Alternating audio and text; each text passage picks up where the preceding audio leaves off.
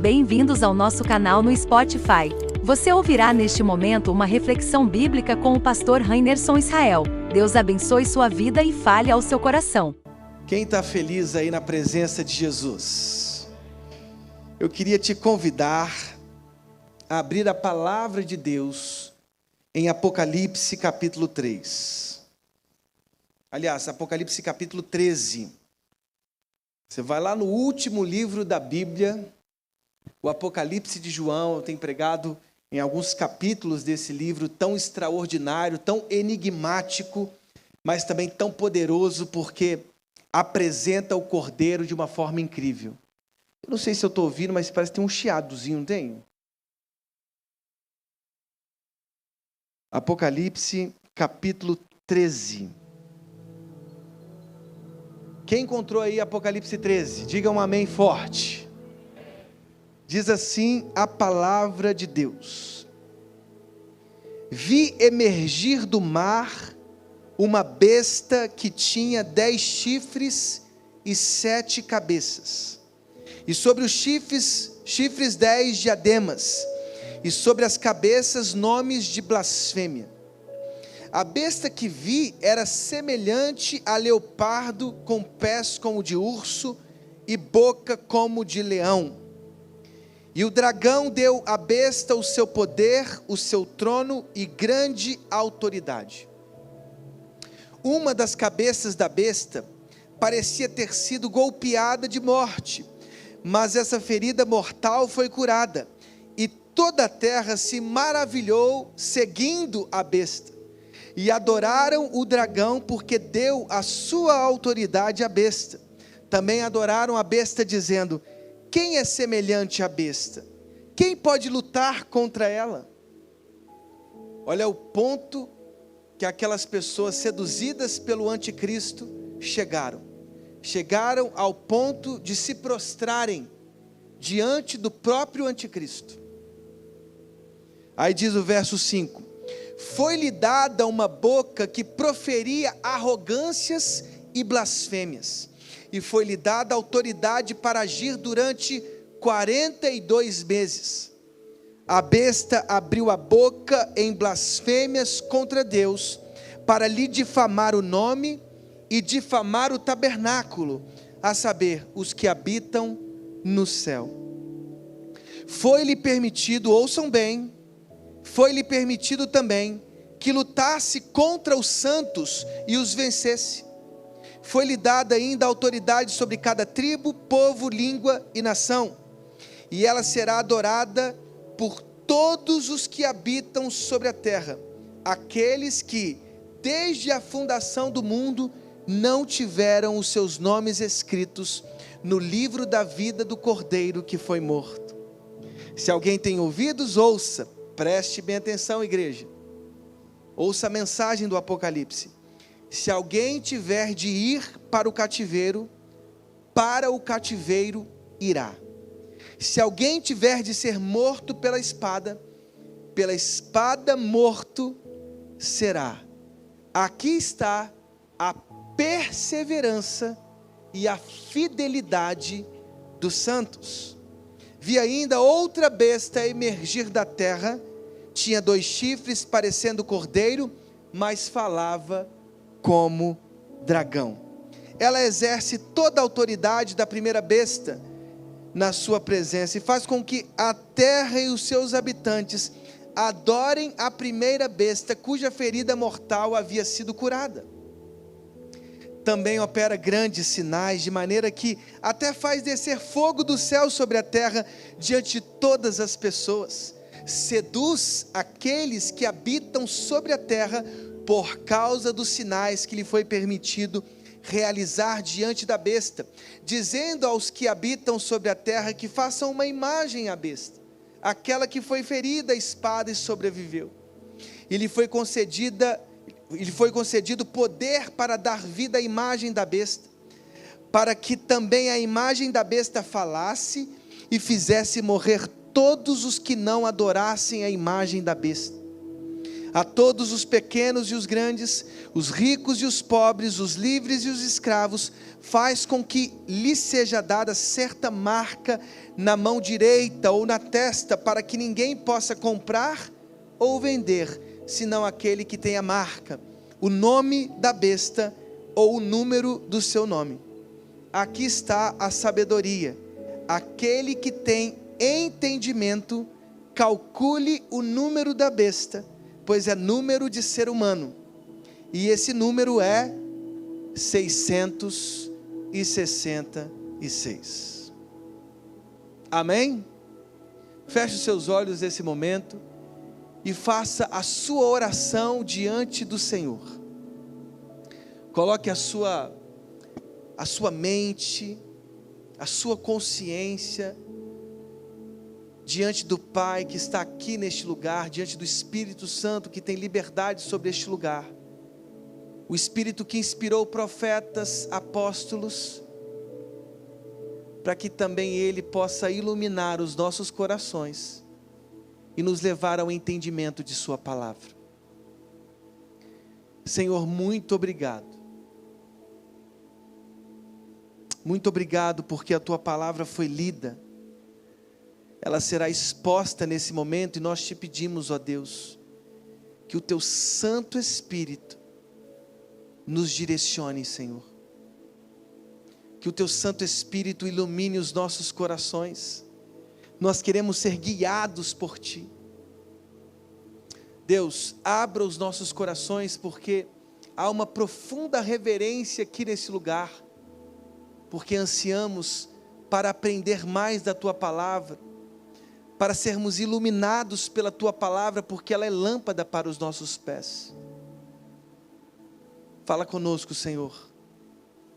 É o que nós te pedimos, no nome de Jesus, e todo o povo de Deus diz, amém.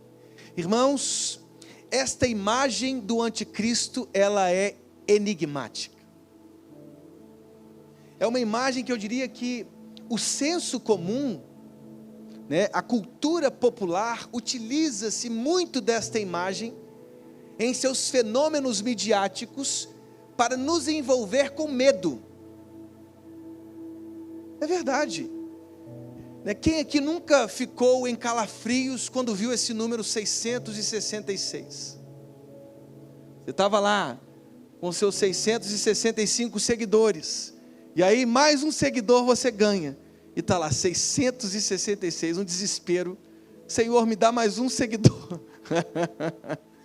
Esse número traz calafrios, medos, porque o senso comum, a cultura popular, a cultura midiática de massa explora bastante essa imagem, trazendo um certo horror, espalhando um certo horror. Mas a grande verdade é que quando nós estudamos sobre o anticristo no Novo Testamento, nós nos impressionamos com o fato de que o Cordeiro vencedor tem absoluto poder sobre ele. A coisa é tão extraordinária que nós vamos ler isso juntos. Na segunda carta de Paulo aos Tessalonicenses, no capítulo 2, diz que ele, o Cordeiro, vencerá este homem da iniquidade com o sopro da sua boca. Eu não sei se você já leu o Apocalipse, mas todos quando leem o Apocalipse, eles buscam de uma forma árdua a batalha, o Armagedon, Gog e Magog, a batalha do Cordeiro contra os seguidores da besta. E é interessante que a gente vai lendo cada um dos capítulos, os 22 capítulos do Apocalipse, e a gente não enxerga batalha nenhuma. Não há batalha no Apocalipse. Quando o Cordeiro que está lá, o vencedor, montado num cavalo branco, em vestes régias e sacerdotais, quando ele chega, diz-nos o Apocalipse, uma imagem sobre o fim dos tempos. Quando Cristo romper as nuvens, o que ele vai fazer? Ele vai pegar a besta, o falso profeta, que é essa segunda besta que aparece aí no capítulo 13, porque uma emerge do mar, a outra emerge da terra, e ele lançará estes dois braços do dragão, a serpente, Satanás, no lago de fogo e enxofre. Onde está a batalha no Apocalipse? Nós servimos o Rei dos Reis, o Senhor dos Senhores. Não há medo neste amor, irmãos. Os nossos olhos precisam estar fixos nele, porque ele venceu todas as coisas na cruz. Miguel, quando derrota Satanás em Apocalipse 12, e o envia para a terra, porque ele é derrotado e ele é lançado na terra, e por isso ele tem pouco tempo, e nesse pouco tempo que lhe resta, ele persegue a mulher, uma imagem da igreja, e os descendentes da mulher, uma imagem da igreja. Ele persegue porque ele sabe que pouco tempo lhe resta. Quando Miguel vence Satanás, quando os seguidores de Jesus vencem Satanás, eles vencem pelo sangue do Cordeiro. Olha o que diz a palavra de Deus em Apocalipse 12, 11. Eles o venceram por causa do sangue do Cordeiro e por causa da palavra do testemunho que deram, e mesmo diante da morte, não amaram a própria vida. Miguel, os anjos de Deus, as testemunhas fiéis que perseveravam até o fim, ou seja, os mártires do Evangelho, venceram o dragão pelo sangue do Cordeiro. E por isso ele é lançado na terra. E por isso ele persegue a mulher, uma imagem clara da igreja, do povo de Deus. E por isso ele persegue os descendentes da mulher, uma outra imagem clara de nós mesmos, que vivemos nesses tempos finais, nesses tempos derradeiros, e que somos perseguidos pelo dragão e por seus instrumentos. Eu não sei se você gosta, mas eu acho que vai ser interessante nós fazermos um exercício aqui rápido, para compreendermos as diferentes imagens que nós temos do Novo Testamento sobre o anticristo. Sabe por quê? Se eu perguntasse para você aqui, a palavra anticristo aparece no Apocalipse, você diria sim ou não? Quem diria sim? Levanta a mão. Quem diria não? Levanta a mão. Quem não diria nada? Todo mundo, né? Podem chutar, gente, sem problema nenhum. Eu não vou perseguir ninguém porque não soube responder corretamente. Você acha que a palavra anticristo aparece no Apocalipse? Quem pensa que sim, levanta a mão. Erraram. Estou brincando. Eu quis impressionar você, mas é verdade. A palavra anticristo não aparece no Apocalipse de João.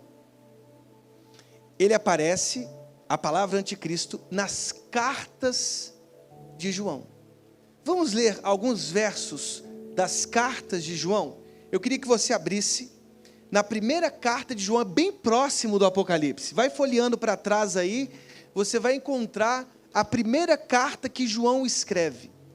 Lá na primeira carta que João escreve, ele diz assim, lá no capítulo 2, ele diz assim: meus filhinhos, capítulo 2 da primeira carta de João, meus filhinhos, escrevo-lhes estas coisas para que vocês não pequem.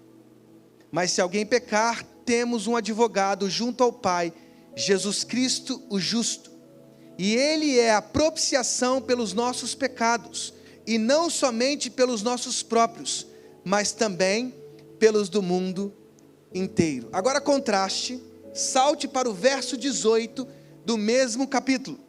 Filhinhos, esta é a última hora. Vocês estão entendendo? É a última hora. E como vocês ouviram que o anticristo vem, também agora muitos anticristos têm surgido, por isso sabemos que é a última hora. Quem percebeu o plural aqui, anticristos? Não é apenas um anticristo.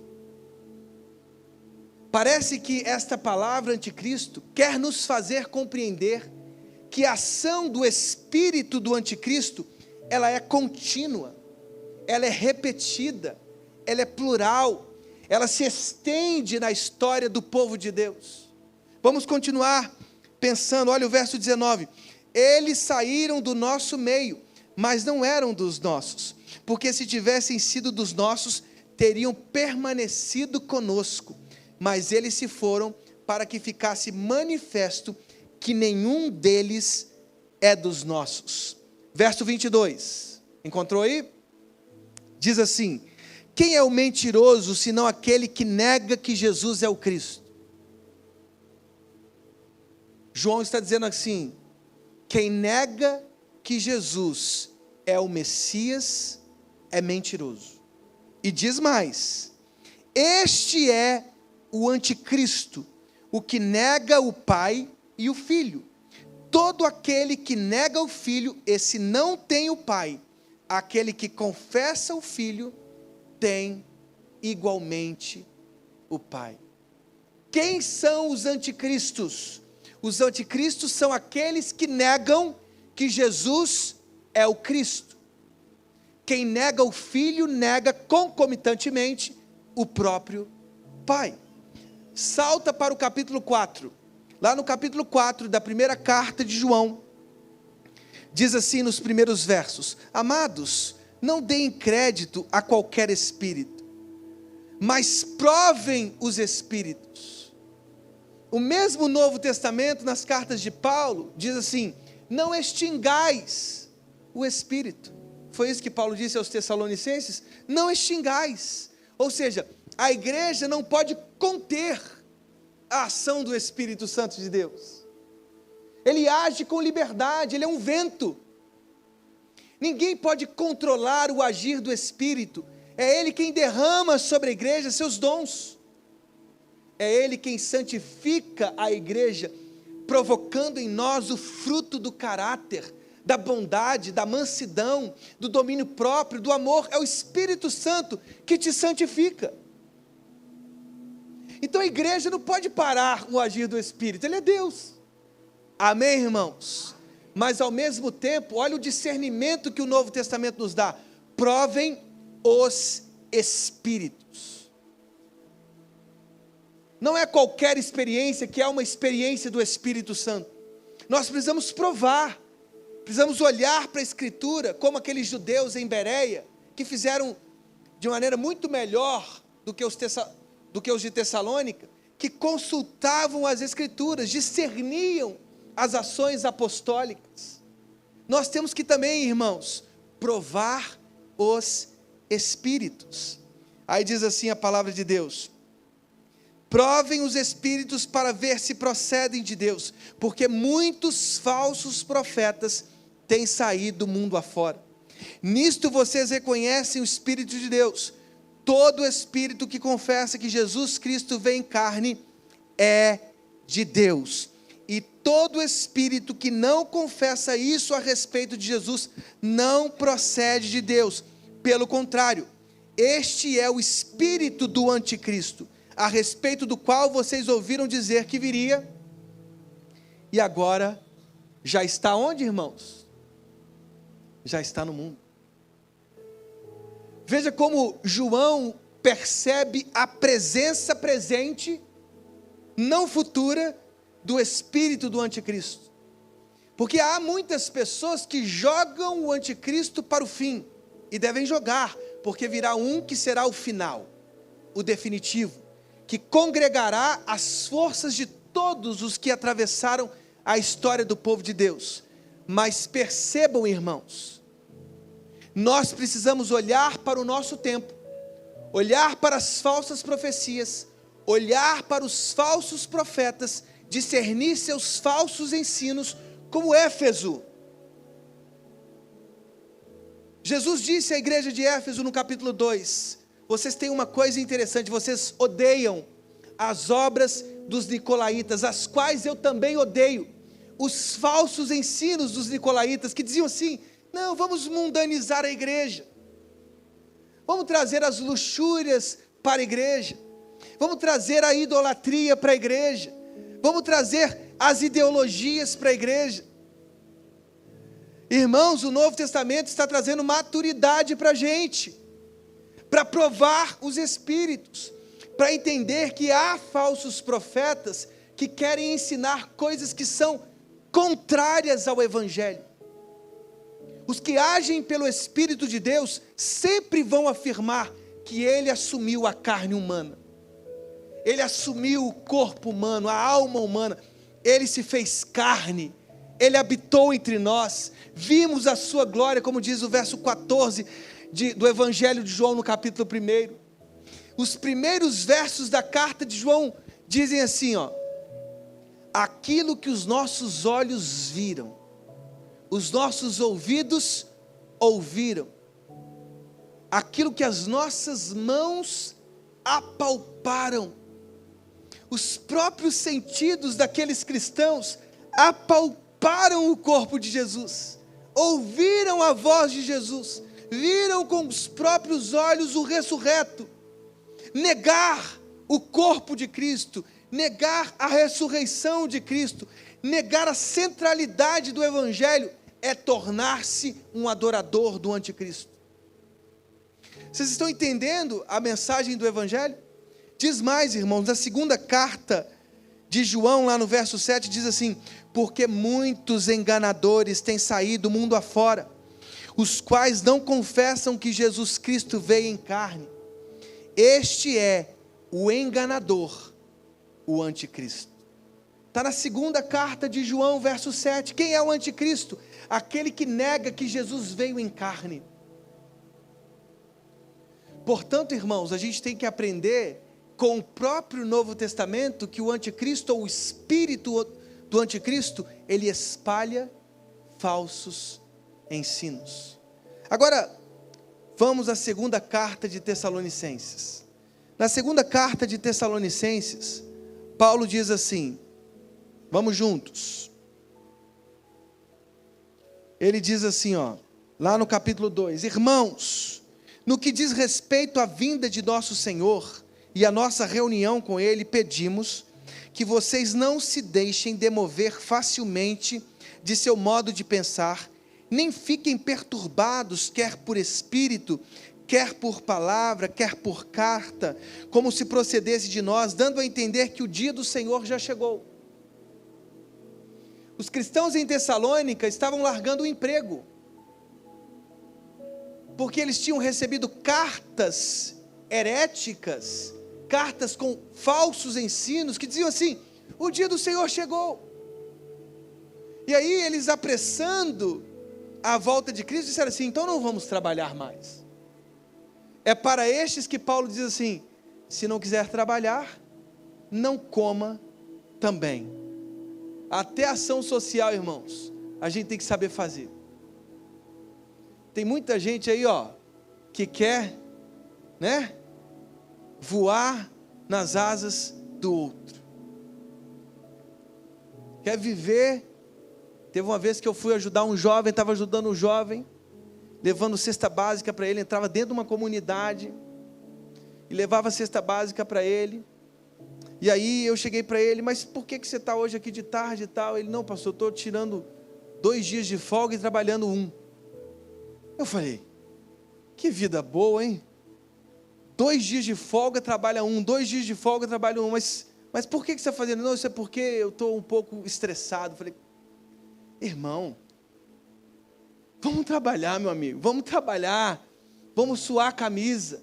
Os de Tessalônica estavam assim, 3 dias de folga, trabalho 1, vou tirar 1 semana de folga, 2 semanas de folga. E aí Paulo diz assim, se você não quer trabalhar, não coma. Paulo está corrigindo um ensino falso que se infiltrou lá em Tessalônica. E ele continua dizendo assim, ninguém de modo nenhum os engane, porque isto não acontecerá, sem que primeiro venha a apostasia, e seja revelado o homem da iniquidade, o filho da perdição, o qual se opõe e se levanta contra tudo que se chama Deus, ou é objeto de culto, a ponto de assentar-se no santuário de Deus, apresentando-se como se fosse o próprio Deus.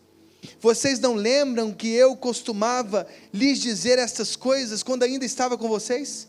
E agora vocês sabem o que detém, para que ele seja revelado a seu tempo. porque o mistério da iniquidade já opera, e aguarda somente que seja afastado aquele que agora o detém.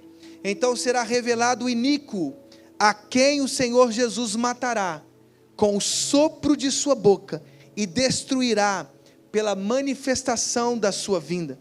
Ora, o aparecimento do iníquo é segundo a ação de Satanás, com todo poder, sinais e prodígios da mentira, e com todo o engano da injustiça.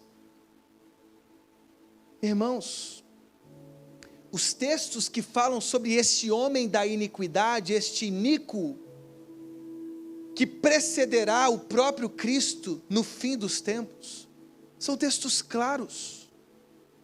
Veja como este texto mostra nitidamente que ele quer adoração a si mesmo, como ele se nutre disso, como ele deseja que todos os lábios o confessem. Irmãos, é assim que nós precisamos ler Apocalipse 13. Volta ao capítulo 13 de Apocalipse. Olha que interessante o que diz a palavra de Deus. Você está no capítulo 13 e também no capítulo 12. Lá no capítulo 12, no verso 9, diz assim: e foi expulso o grande dragão, a antiga serpente, que se chama Diabo e Satanás. E o que diz mais? O quê? O sedutor de todo o mundo. E lá no capítulo 13, verso 14, diz assim: seduz aqueles que habitam sobre a terra, por causa dos sinais que lhe foi permitido realizar diante da besta, dizendo aos que habitam sobre a terra, que façam uma imagem à besta, aquela que foi ferida à espada e sobreviveu. Irmãos, este anticristo é um sedutor. Ele seduz através do poder, ele seduz através dos sinais, ele seduz. Lá em Mateus 24, no sermão profético de Jesus, diz que falsos profetas surgiriam, e que estes falsos ensinos enganariam inclusive quem, irmãos? Os escolhidos. Ou seja, todos nós aqui temos uma potencialidade incrível para ser seduzido pelo anticristo, para ser seduzido pelas bestas que estão aqui no capítulo 13. Como a gente viu muito filme hollywoodiano, a gente às vezes tem a impressão de que o sedutor do mundo, ele virá de uma maneira muito clara, como diz aqui, 10 chifres, 7 cabeças, com patas de urso. Irmãos, todas estas imagens, se interpretadas literalmente, vão produzir um monstro híbrido extraordinário. Nem a Marvel conseguiu ser tão inventiva ao ponto de imaginar um monstro tão monstruoso. Mas percebam, todas estas imagens são imagens simbólicas que expressam realidades com as quais o próprio sedutor do mundo seduz através de suas ações. E por isso eu queria aprender com vocês, através do Apocalipse, como discernir o anticristo, como discernir a besta, o homem da iniquidade, como discernir o espírito do anticristo, que age inclusive no interior da própria igreja, que age no mundo, que age de forma espalhada, que age de forma imperial, ideológica, política, religiosa, e que seduz muitas consciências. Vamos juntos? Está todo mundo vivo aí? Ninguém desesperado? Amém? Então vamos lá, primeira coisa, o anticristo seduz por meio de sinais. Por meio de sinais, é o que diz o verso 3 e 4 do capítulo 13, eu leio para você. Diz assim: uma das cabeças da besta parecia ter sido golpeada de morte, mas essa ferida mortal foi curada. E toda a terra se maravilhou seguindo a besta. E adoraram o dragão, porque deu a sua autoridade à besta. Também adoraram a besta, dizendo: quem é semelhante à besta? Quem pode lutar contra ela? Nos versos 13 e 14 diz assim: também opera grandes sinais, de maneira que até faz descer fogo do céu sobre a terra diante de todas as pessoas. Seduz aqueles que habitam sobre a terra por causa dos sinais que lhe foi permitido realizar diante da besta. Você viu com os seus próprios olhos que na segunda carta de Paulo aos Tessalonicenses, o homem da iniquidade, ou iníquo, seduzirá através dos seus prodígios, através dos seus sinais, até fogo caindo do céu. Há um sociólogo francês chamado Guy Debord. Ele pensou a sociedade contemporânea como uma sociedade do espetáculo. Ele cunhou essa expressão: nós somos uma sociedade do espetáculo. Nós gostamos disso. E como o anticristo usa os seus tentáculos religiosos para seduzir as consciências. E há muitas pessoas que vão seguindo as artimanhas do anticristo porque não creem na suficiência dessa profecia. E porque não creem na suficiência desta profecia, de Gênesis a Apocalipse, vão de profetada em profetada, deixando-se seduzir pela violência do próprio anticristo. Até quando?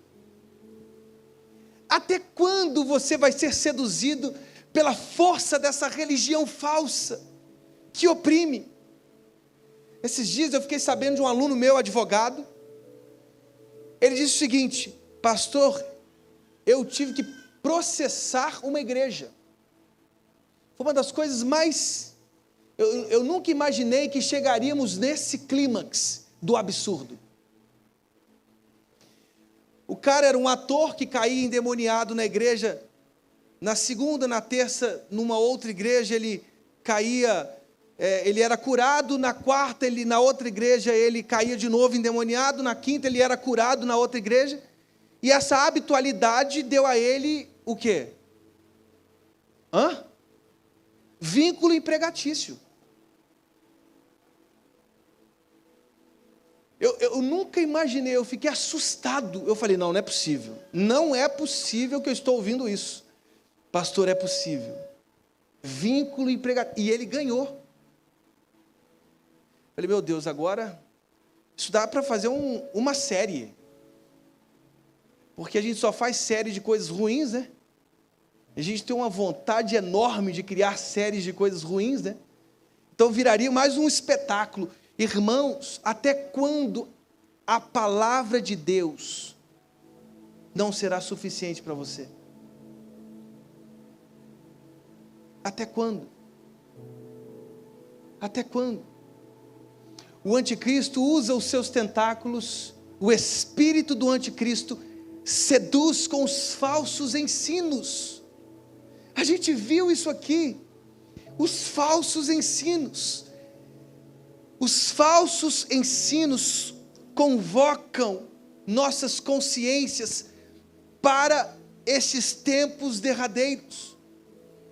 Nós vimos que os anticristos que saíram de dentro da igreja, daquela comunidade para a qual João escreve, eles diziam com seus próprios lábios: Jesus não é o Cristo, Jesus não nasceu de uma virgem, Ele não se encarnou, Ele não habitou entre nós, nós não apalpamos com as nossas mãos, nós não ouvimos com os nossos ouvidos, nós não ouvimos com os nossos próprios olhos. Um ensino herético que foi superado na história da igreja. Irmãos, até quando Cristo não será suficiente para as nossas vidas? As nossas igrejas estão se convertendo em lugares de treinamento, 5 passos para você ser rico, 6 passos para você ser homem, 9 passos para você se enriquecer mais. Até quando estes tentáculos do anticristo seduzirão as nossas consciências e arrancarão dos púlpitos a centralidade do Cordeiro? Irmãos, existe uma grande chance de muitas pessoas que estão seguindo a Cristo estarem seguindo um Cristo errado.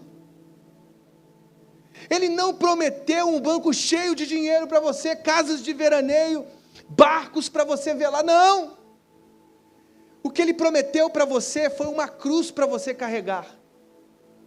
Ele disse: se você quiser me seguir, você tem que negar a sua vida todos os dias, tomar a sua cruz e me seguir. Recentemente eu vi um coaching famoso no Brasil, dizendo que Jesus era rico. Falei: meu Deus, onde ele viu isso? Eu fiquei procurando. Ele nasceu de uma virgem pobre da Galileia, nasceu numa estrebaria, junto com animais, foi criado numa cidade insignificante. Ele não foi criado em Kéforis, ele não foi criado em Corinto, na Antioquia da Síria, em Roma, numa família senatorial, não. Ele não foi criado entre os imperadores romanos, não. Ele foi criado numa família pobre de Nazaré, uma família que, quando foi a Jerusalém oferecer na sua apresentação sacrifícios, ofereceu 2 pombinhos, um símbolo claro, veterotestamentário, de pessoas que só por causa da sua pobreza poderiam oferecer estes animais. Jesus foi sustentado por mulheres. Quando alguns judeus disseram: eu quero seguir, ele disse assim: o Filho do Homem não tem onde reclinar a cabeça. As aves têm seus ninhos, as raposas seus covis, mas eu não tenho onde reclinar a cabeça.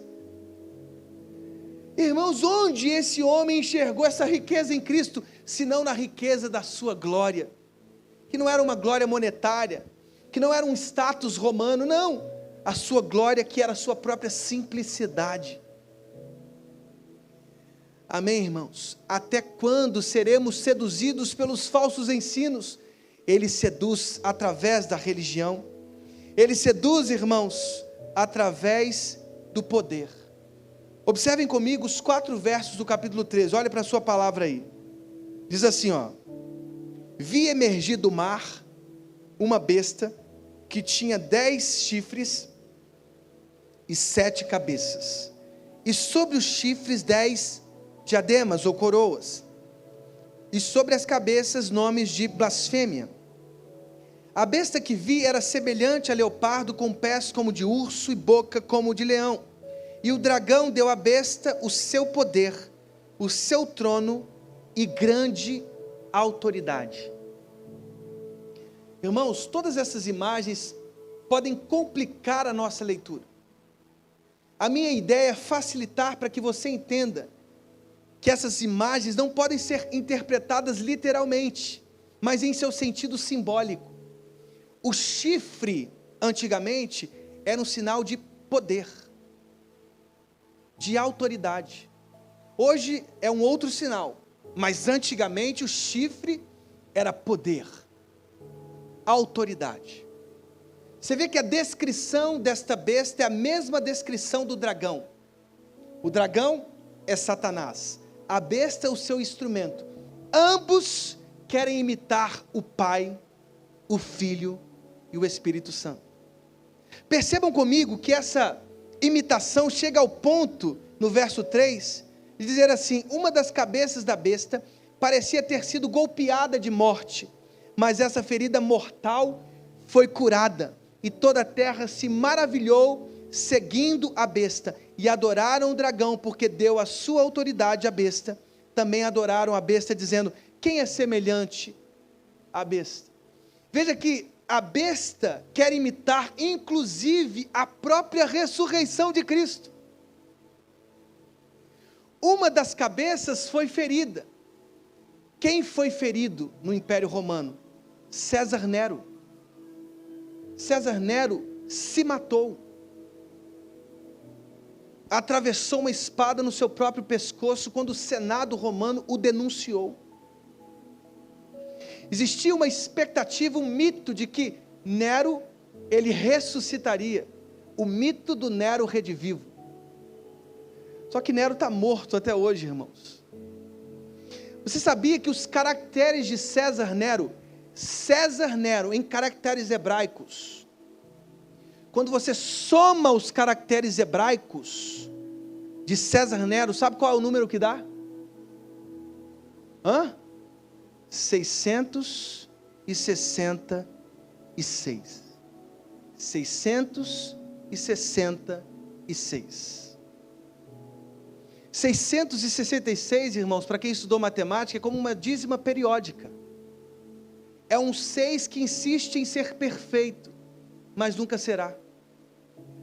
É o número do homem que 6 insiste em ser 7, mas não será. Porque só Jesus é 7. Só Jesus é perfeito. O anticristo tenta imitá-lo. Ele tenta imitar com poder. Observem comigo alguns animais que são mencionados aqui: o leopardo, o urso, o leão. A agilidade do leopardo, a força do urso e o rugido do leão. Esses animais aparecem em Daniel 7. São animais que representam antigos impérios que oprimiram o povo de Deus. Representam os assírios, representam os medo-persas, representam os gregos.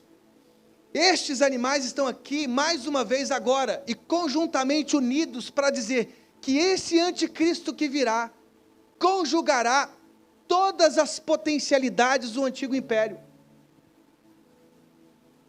Irmãos, perceba o poder de Jesus. O sopro da sua boca derrota o anticristo. Mas o anticristo seduz pelo poder. E quantas pessoas são seduzidas pelo poder, irmãos? Agostinho dizia assim: nós temos que escolher entre o amor ao poder ou o poder do amor. O que você quer? Como você quer viver a sua vida? Há tantas pessoas que ficam tão impressionadas com o poder, tão impressionadas pelo status que tem, pelos contatos que tem, pelo dinheiro que tem, pelos recursos financeiros que tem. Irmãos, esse não é o espetáculo do Evangelho. O espetáculo do Evangelho não é o poder. Ao contrário, é interessante observar que na história da igreja, todas as vezes que a igreja se uniu ao poder, ela deu um péssimo testemunho. Péssimo testemunho. A pergunta que nós temos que fazer: vale a pena unir a igreja ao poder? Lá no 4º século, com Constantino e Teodósio, todo o Império Romano foi cristianizado. Eles jogaram água sobre todo mundo, disseram assim: todo mundo aqui é cristão. O IBGE no Brasil diz que nós somos cristãos. Você vai no mecânico, ele quer roubar 5 mil de você. Você vai no borracheiro, ele quer pegar mais 50 reais. Você vai no cabeleireiro, ele quer cortar o seu cabelo por... Irmãos, eu não sei se vocês... Teve uma vez que eu vi uma palestra do Deltan Dallagnol, o chefe da operação Lava Jato, que prendeu os piores criminosos desse país. Na palestra ele disse assim: gente, o problema da corrupção não está só no parlamento, não está só no Supremo Tribunal Federal, no nosso executivo, não, está nas ruas, está nos tratos com os nossos, no nosso comércio, nas escolas, nas igrejas, está em tudo. A pergunta que você precisa fazer é: se a corrupção acabar amanhã, você sai prejudicado?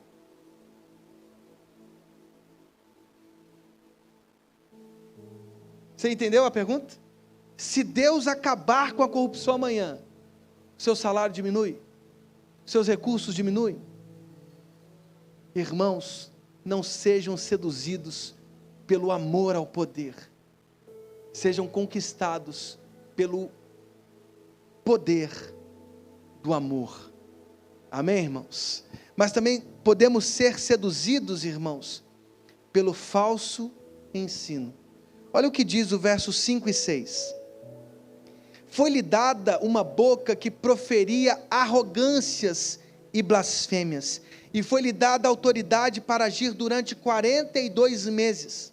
A besta abriu a boca em blasfêmias contra Deus, para lhe difamar o nome e difamar o tabernáculo.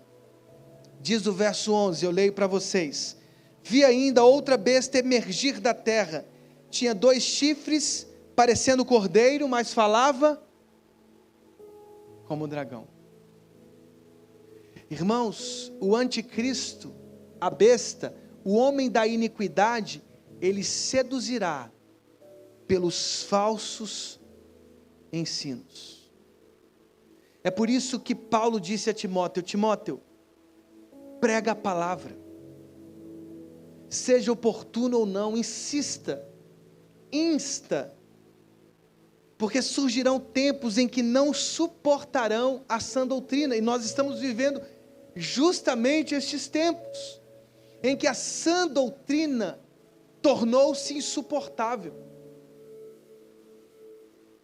Tornou-se insuportável falar sobre família, homem, mulher, filhos, tornou-se insuportável. O conceito de família tornou-se largo, relativizado.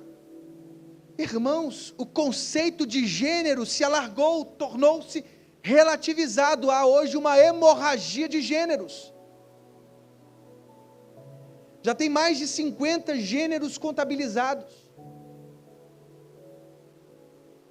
A gente não sabe mais quem nós somos, estamos perdendo, estamos sendo engolidos na nossa identidade.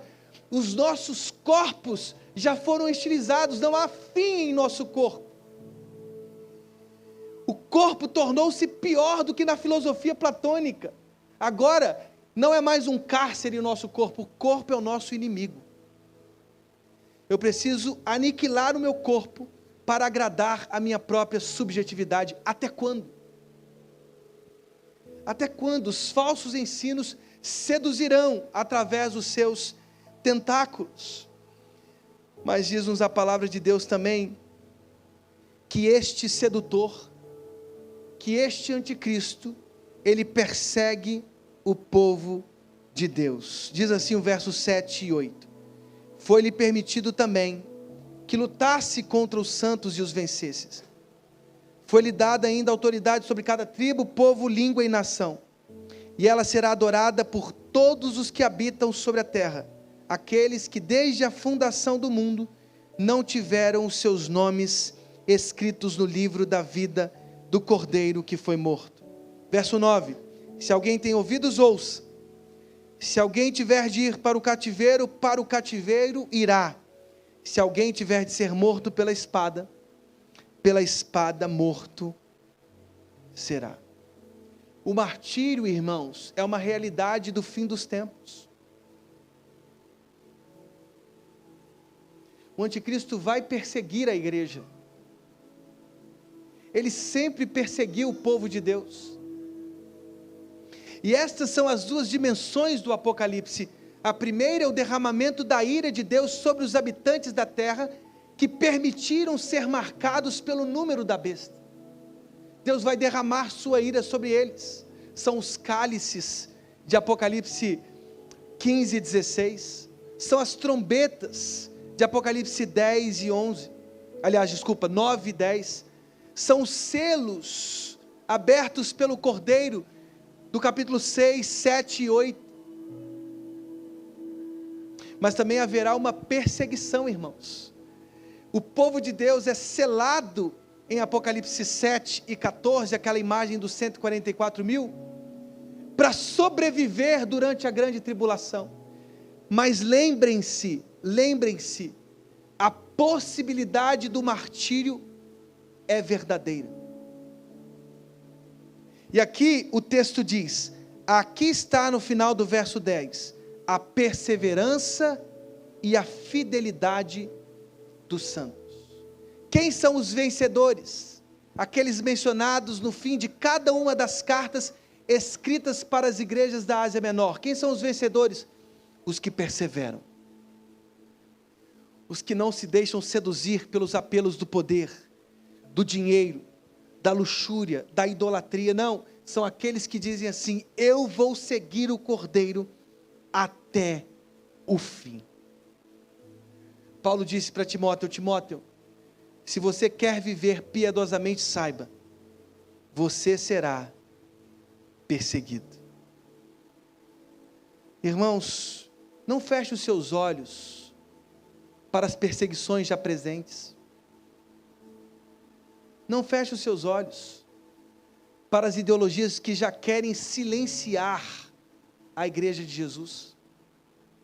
Não podemos ser imaturos, não podemos não enxergar essas ações do anticristo através dos canais abertos do nosso país.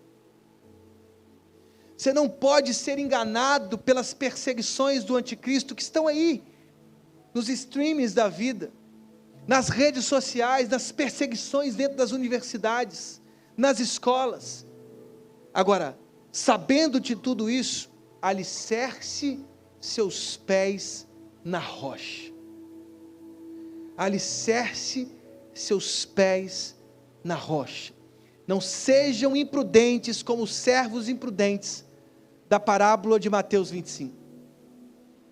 Final do capítulo 24 e 25. Não sejam imprudentes como as virgens que não levaram o azeite em seus candelabros. Não sejam imprudentes.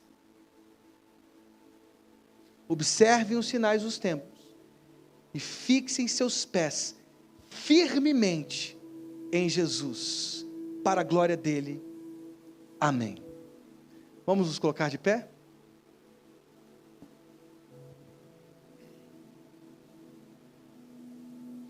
Feche os seus olhos nesse momento, nós vamos agradecer pela palavra de Deus.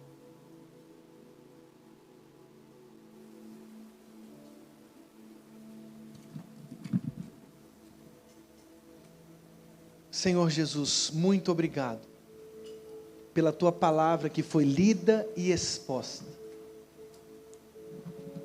Ó Deus, ela é o nosso alimento, ela é a nossa lâmpada, ela é a luz que ilumina o nosso caminho.